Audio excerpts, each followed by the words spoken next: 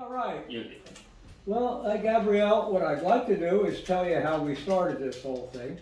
And the Moorestown Library built a new facility, and they had a new room for a meeting room. And I sort of envied that room, and I wanted to use it if I could. And I'm an opera buff, so I approached them when they first opened the building. In fact, I approached them before they did, and said, I'd like to run a discussion group on opera, and they bought it. So 6 years ago, we started this discussion group, and we were looking for some sort of a theme or some sort of a key so we would know what we were about. And we settled on the Met in HD. The Met does 10 performances every year. And what we thought was that if we met before the Met broadcast on a Saturday, we could go over the synopsis in much more detail than the little thing that they give you at the movie theater. And we could go into some of the sidelights and things like the composer's background, what else did he write. And I hit upon using videos of arias or duets or just scenes that were important to the opera to illustrate them. And I found that people just loved the videos. People liked that kind of thing. I had a fellow who unfortunately passed away who used to do the same kind of thing. He used to lecture more, less of a discussion leader. But he said that, in fact, he came to me and asked me if I had access to a lot of video of opera. And that was before YouTube was more than 10 minutes long. So he didn't actually have an awful lot of material that you could get there. But so what I found is that there are people who are very anxious to see a live performance. After I had been doing these discussion groups for about 4 years, I also had been all around the Philadelphia region and even further north, up as far as New Brunswick to Rutgers to the Mason School, and met a lot of young singers who lived in the area, and a few older singers who had, gotten to the point where they were semi-pros. And I said, why shouldn't I ask them to demonstrate some of these things? So I started recitals. And so for the last couple of years, we've done recitals. At first they were live until COVID came along. And so after a hiatus, well, we figured out how to do Zoom. We went with Zoom, and since last October, we've had one a month. And we've had everything from art songs to Latin American music to opera arias and musical comedy, and we've had some sacred music. Yes, you helped me with that one. And we've had even a couple with opera extracts. So we've done a little bit of everything. We've done 2 galas with 10, 12 performers, some of whom had recorded a special one aria kind of, or one song performance. Oh, and we did cabaret with that. We did a cabaret song. A lovely mezzo-soprano, Amanda Lyon, and she did a great job with As Time Goes By from the movie Casablanca. So our thrust is for good music. We're not too particular about what it is, as long as it is music that is really of more than routine interest. So that's what we've been doing. You came along fairly early in the recitals. When did you come along?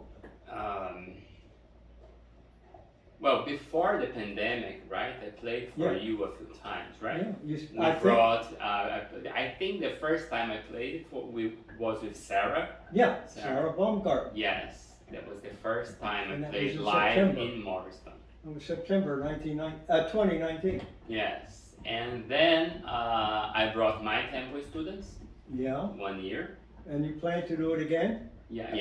Yes. We are planning to do it again. Actually, we have scheduled for November, right?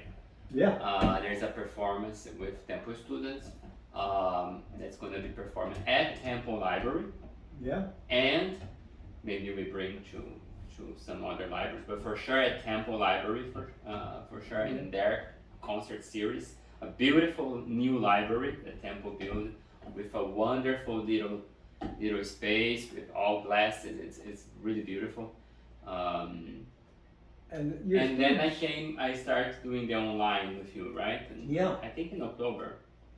Actually, we started working in October. The first one we presented was Elizabeth Oliver in December. That I recorded Cunningham. Because the first two that I did, October and Yes. November, were existing tapes. They weren't new, Oh, okay. but they were sort of experimental. We didn't even know what we were doing at that point. So we learned, didn't we? Yes, we learned a lot. What else are we planning? What can we get up to that we haven't done? Yeah, so moving forward, one idea that we have is to do the showcases of some operas, right? Mm-hmm.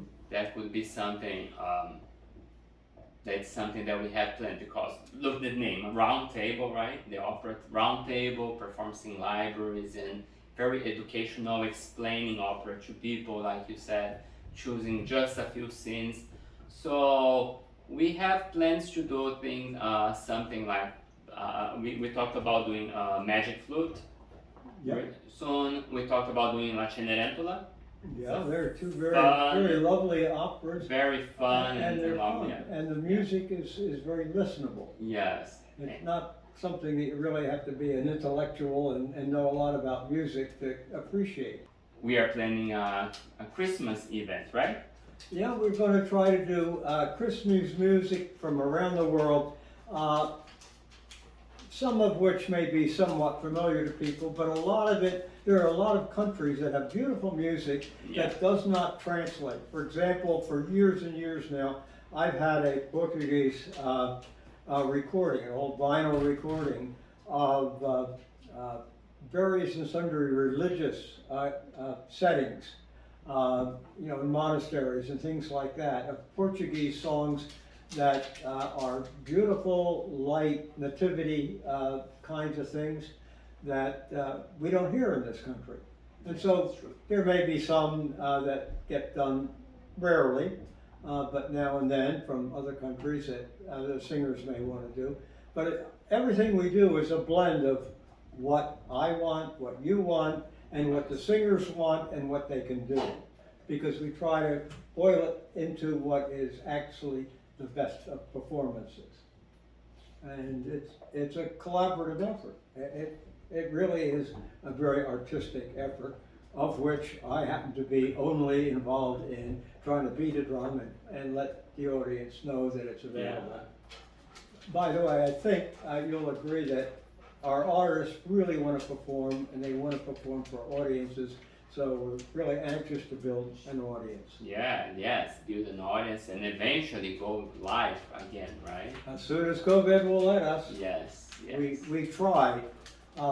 We had actually, the room at Moorestown Library, which we used, can seat 90. And I have had 90 people. I've had standing room in that auditorium.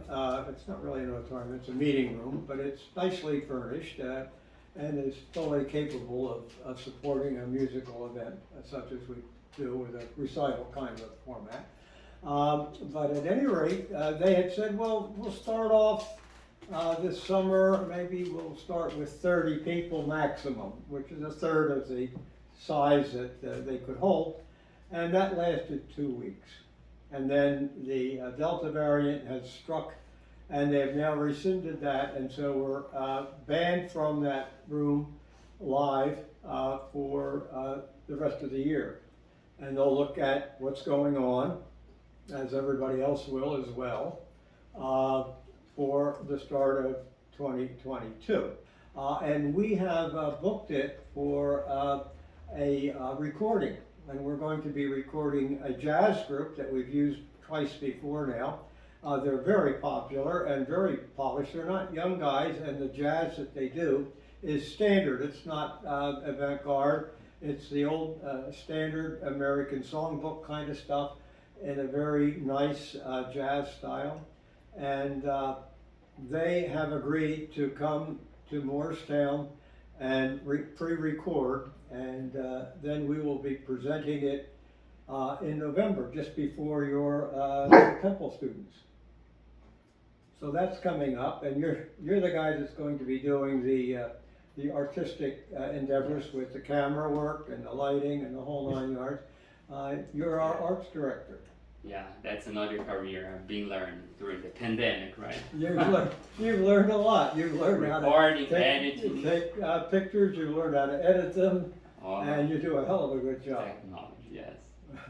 Well, I'm it's very a happy to have a partner partnership, that can right? carry me, because otherwise I'd be off the deep end, believe me. Thank you. Well, we are all very thankful for everything you've been doing, even before the pandemic, the space, the building the audience and everything for sure. Well, it's a labor of love, I think, for both of us. So yes, we are building traditions, and we are using some of the best singers that we find, and if we find they're available and amenable, we use them over again. Absolutely.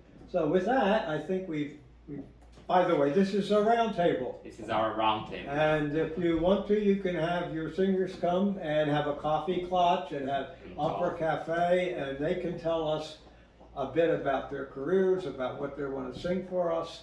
Yes. And we'll be doing a lot more of these, we hope, and sharing them with our audiences. So with that, I wish you all a good day and have a lot of good music in your life.